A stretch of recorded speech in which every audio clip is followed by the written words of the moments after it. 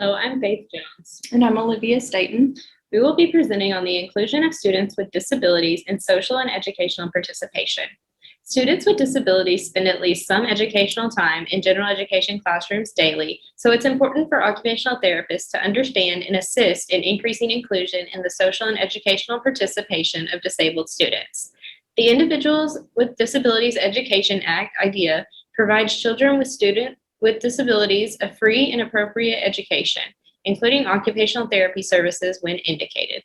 During the 2017-2018 school year, 14% of all children in the United States public school system receive services for Part B of IDEA. The principle of least restrictive environment included in IDEA requires children with disabilities to be placed in a general education setting to the maximum extent that is appropriate to encourage both social and educational growth. This has resulted in increased focus on successful inclusion programs. Occupational therapists play a unique role in increasing participation of students with disabilities through their role and scope of practice within the school system. The objective of this review was to investigate environmental factors that allow students with disabilities to engage in social participation and educational activities. And then using CINAHL Complete, studies investigating the inclusion of students with disabilities were identified. Included studies investigated middle school age participants with and without disabilities and were written in the English language. What we found during this study were that 12 studies met the inclusion criteria for the study. 8 of the studies were written from 2000 to 2008. Outcomes of the studies varied and all identified characteristics that support engagement.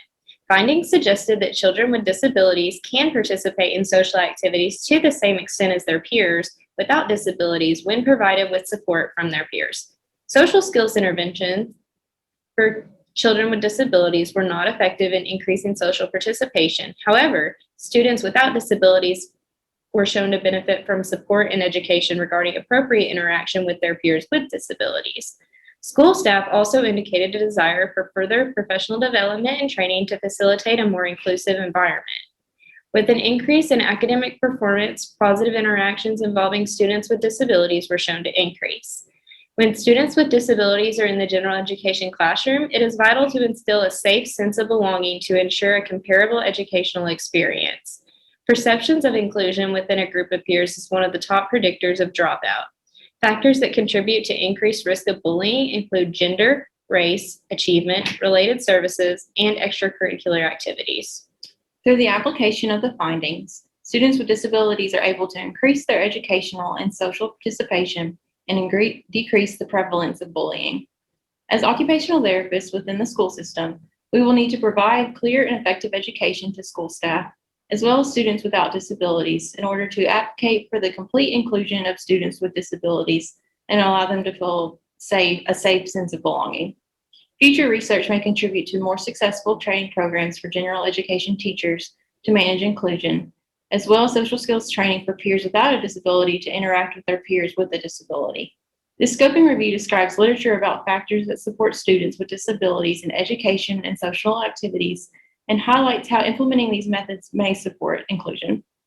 And then we would like to acknowledge Dr. Amanda Carpenter and Dr. Christine Wright of the Arkansas State University Department of Occupational Therapy.